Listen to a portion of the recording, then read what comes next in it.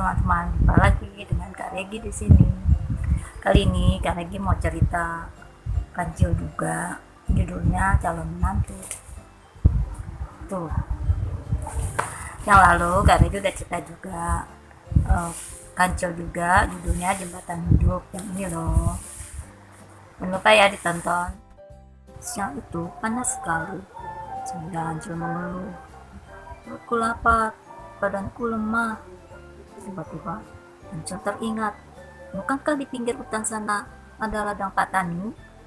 Lalu cepat-cepat Ancil berjalan menuju pinggir hutan ladang Patani. Ternyata di ladang Patani telah berada seekor monyet yang bernama Kak Nyet-Nyet.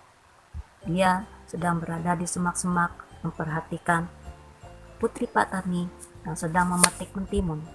Kak Nyet-Nyet berkata, "Wow, cantik sekali Putri Patani." Dia memperhatikan dari balik semak-semak sampai selesai Putri Patani memetik mentimun, lalu pergi.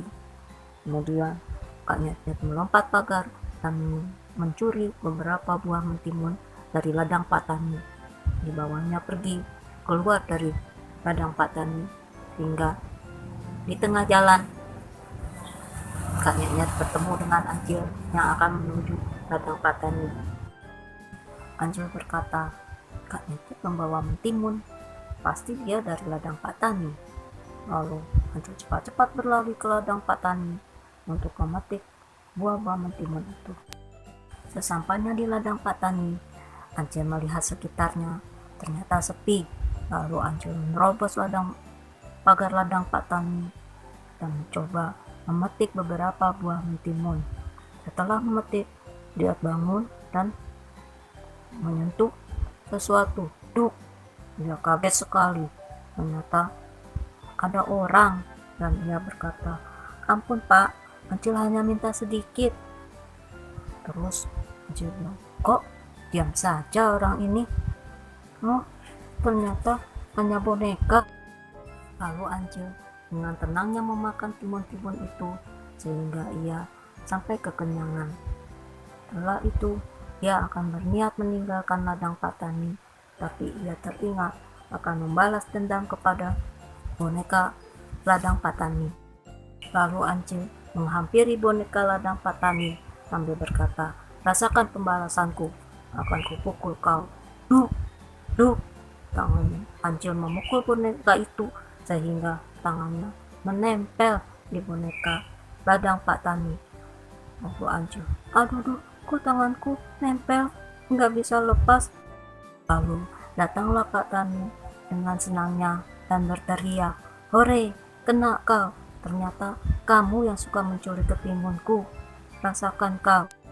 Dengan senangnya Patani bernyanyi, "Si Ancil anak nakal, suka mencuri ketimun, ayo lekas ditangkap, jangan diberi ampun." Lalu Kancil diikat oleh Patani dan dibawa. Setelah sampai di rumah, Patani bingung. "Bapak bawa apa itu?" "Oh, ternyata kancil." "Mau diapakan kancil itu, Pak?" Lalu Bapak bilang, "Enaknya di apa ya, Bu? Di sate atau dipanggang?" Waduh, Kancil takut sekali.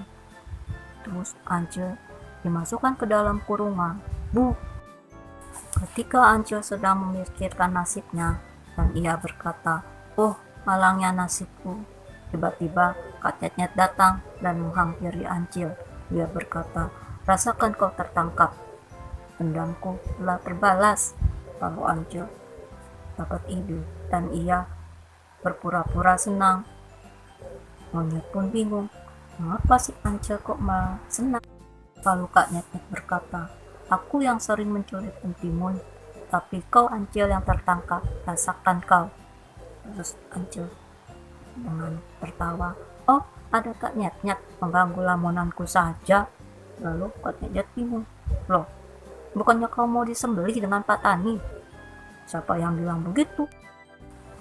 "Itu Patani sedang mengasah golok untuk menyembelih kamu, Cil." Lalu Ancil bilang, "Kak Nyet-Nyet salah. Besok Patani akan mengadakan pesta perkawinan putrinya."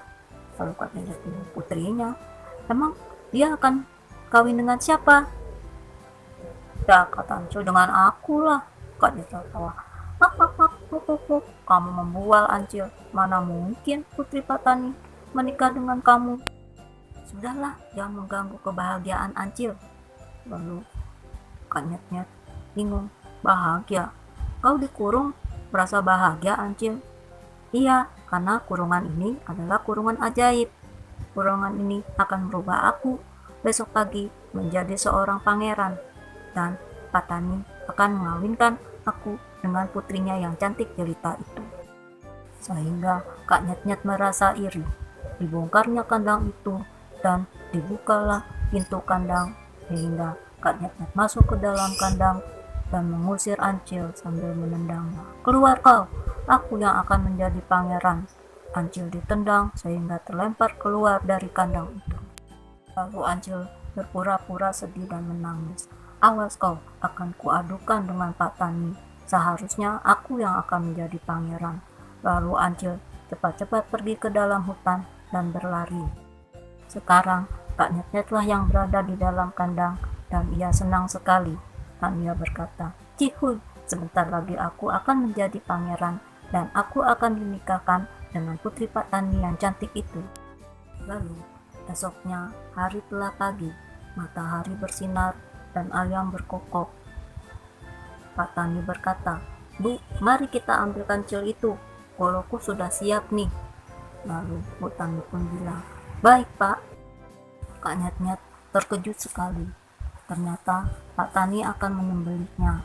Wah, aku akan disembelih Pak Tani. Ternyata si Ancil telah menipu aku. Aku harus bagaimana ini? Lalu Kak Nyet-Nyet berpikir, aku pura-pura mati saja. Lalu Kak Nyet-Nyet pura-pura mati di dalam kandang. Setelah Pak Tani dan Bu Tani sampai di kandang, Bu Tani kaget sekali. Loh Pak, kok ada bangkai monyet? Kata Pak Tani. Masa sih Bu? Kemarin kan aku membawa kancil. Untuk apa monyet ini? Mending aku buang saja bangkai monyet ini.